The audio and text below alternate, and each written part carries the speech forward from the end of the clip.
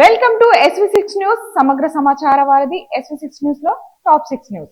పొరుగు దేశాలకే తొలి ప్రాధాన్యత విధానం కొనసాగిస్తామని మోదీ వెల్లడి. సాగర్ విజన్ పట్ల నిబద్ధతతో పనిచేస్తామని పొరుగు దేశాల అధిపతులకు హామీ. ఈ ప్రాంతంలోని దేశాల గొంతును అంతర్జాతీయ వేదికపై వినిపిస్తామన్న మోదీ. ప్రమాణ స్వీకారం అనంతరం విదేశీ అతిథులతో మోదీ ఆసక్తికర వ్యాఖ్యలు. రికార్డు స్థాయిలో ముచ్చటగా మూడోసారి దేశ ప్రధానమంత్రిగా నరేంద్ర మోడీ ఆదివారం రాత్రి ప్రమాణ స్వీకారం చేశారు. వేడుకగా జరిగిన ఈ కార్యక్రమంలో 30 మంది కేబినెట్ మంత్రులు, 5 స్వతంత్ర హోదా కలిగిన సహాయ మంత్రులు, 36 మంది సహాయ మంత్రులుగా ప్రమాణ స్వీకారం చేశారు. అట్టహాసంగా జరిగిన ఈ కార్యక్రమానికి దేశ విదేశాలకు చెందిన వేలాది మంది అతిథులు హాజరయ్యారు. ముఖ్యంగా భారత్ పొరుగున ఉన్న 7 దేశాల అధిపతులు ఇచ్చేశారు. హిందూ మహాసముద్ర ప్రాంత దేశాల అగ్రనేతలు మోదీ ప్రమాణ స్వీకారోత్సవానికి హాజరయ్యారు. వీరిలో మాల్దీవుల అధ్యక్షుడు మహమ్మద్ ముయిజ్జు, నేపాల్ ప్రధాని పుష్పకమల్ దహల్, శ్రీలంక అధ్యక్షుడు రనిల్ విక్రమసింఘే, బంగ్లాదేశ్ ప్రధాని షేక్ హసీనా, మారిషస్ ప్రధాని ప్రవీణ్ కుమార్ జుగ్నాథ్, భూటాన్ ప్రధాని షెరింగ్ టోగ్బే, Seychelles vice president Ahmed Asif ఈ వేడుకలకు హాజరయ్యారు. ప్రముఖ శైవ క్షేత్రాలు పంచారామాలుగా ప్రసిద్ధికెక్కిన ద్రాక్షారామం, సామర్లకోట ఆలయాలలో శివలింగాలకు రసాయనిక రక్షణ కల్పించనున్నారు. కేంద్ర పురావస్తు శాఖ డిప్యూటీ సూపరింటెండెంట్ వి కోటయ్య నేడు ద్రాక్షారామం, సామర్లకోట ఆలయాలను సందర్శించారు. ఈ ఆలయాలలోని గర్భగుడిలోని శివలింగాల భౌతిక స్థితిని పరిశీలించారు. ఈ సందర్భంగా కోటయ్య మాట్లాడుతూ శివలింగాలకు రసాయనిక మరమ్మతులు చేపట్టాల్సిన అవసరం ఉందని తెలిపారు. గణవార పంచారామ క్షేత్రాలైన ద్రాక్షారామ, సామర్లకోట ఆలయాల్లో శివలింగాలకు రసాయనిక మరమ్మతులు. పంచారామాలుగా ప్రసిద్ధికెక్కిన ద్రాక్షారామం, సామర్లకోట ఆలయాలను సందర్శించిన కేంద్ర పురావస్తు శాఖ అధికారులు ఇక్కడ శివలింగాలకు రసాయన సంరక్షణ కల్పిస్తామని, గణవారసత్వం ఉన్న దేవాలయాలను భవిష్యత్ తరాలకు అందించాలన్న లక్ష్యంతో ఆయా దేవాలయాలను వివిధ పద్ధతుల్లో సంరక్షిస్తామని వెల్లడించారు. ఇందులో భాగంగానే ద్రాక్షారామం, సామర్లకోటలోని శివలింగాలను రసాయనాలతో సంరక్షిస్తామని కోటయ్య వివరించారు.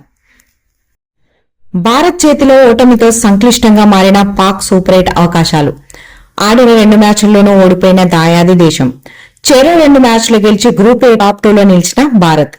అమెరికా పాక్ సూపర్ 8లో చేరుకోవాలంటే కీలకం కానున్న పలు సమీకరణాలు. అమెరికా వెస్టిండీస్ వేదికగా జరుగుతున్న T20 వరల్డ్ కప్ 2024లో పాకిస్తాన్ పేలవ ప్రదర్శన కొనసాగుతోంది. ఆదివారం జరిగిన అత్యంత ఉత్కంఠభరితమైన మ్యాచ్లో భారత్ చేతిలో పాక్ 6 పరుగుల తేడాతో ఓడిపోయింది. దీంతో ఆ జట్టుకు టోర్నీలో వరుసగా 2వ ఓటమి ఎదురైంది.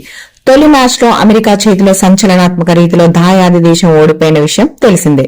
ఫలితం టోర్నీలో ఇప్పటి వరకు ఆడిన 2 మ్యాచ్ల్లోనూ ఓడిపోవడంతో ఆ జట్టు సూపర్ 8 దశ. జమ్మూ కాశ్మీర్లో యాత్రికులతో తిరిగొస్తున్న బస్సుపై ఉగ్రవాదులు దాడి. ఈ నేపథ్యంలో జాతీయ దర్యాప్తు సంస్థ రంగంలోకి దిగినట్లు తెలుస్తోంది. ఈ కేసుపై దర్యాప్తును NIAకు అప్పగించినట్లు హోంమంత్రిత్వ శాఖ వర్గాలు తెలిపాయి. దాడి జరిగిన ప్రాంతంలో డ్రోన్లతో గాలింపు చర్యలు చేపడుతున్నారు. ఆధారాల సేకరణకు ఫోరెన్సిక్ సైన్స్ లాబొరేటరీ కూడా రంగంలోకి దిగింది. ఆదివారం సాయంత్రం రాయసీ జిల్లాలో జరిగిన ఈ దాడిలో ఉగ్రవాదులు ఒక్కసారిగా యాత్రికులు ఉన్న బస్సుపై కాల్పులకు తెగపడ్డారు.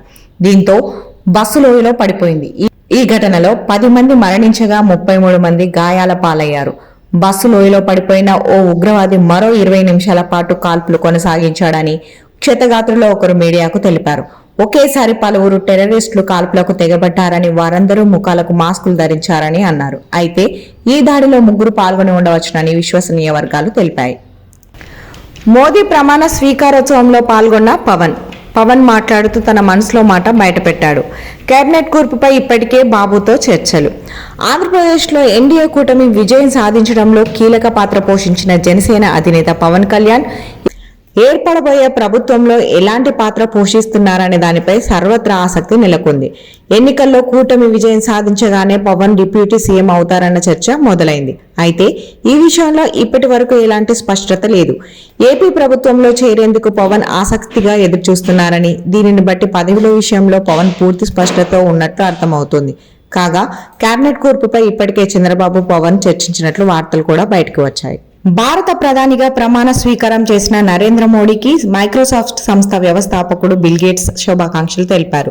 వరుసగా 3వ సారి భారత ప్రధానిగా బాధ్యతలు అందుకున్న నరేంద్ర మోడీకి శుభాకాంక్షలు తెలుపుతూ ఆరోగ్యం, వ్యవసాయం, మహిళా ఆధారిత అభివృద్ధి, డిజిటల్ ట్రాన్స్ఫార్మేషన్ తదితర రంగాల్లో అంతర్జాతీయ ఆవిష్కరణకు వరుసగా భారత్ స్థానాన్ని బలోపేతం చేశారు. ప్రపంచవ్యాప్తంగా ప్రజల జీవితాలను మరింత మెరుగ్గా తీర్చిదిద్దడం కోసం మన భాగస్వామ్యం కొనసాగుతుందని ఆశిస్తున్నానంటూ బిల్ గేట్స్ పేర్కొన్నారు.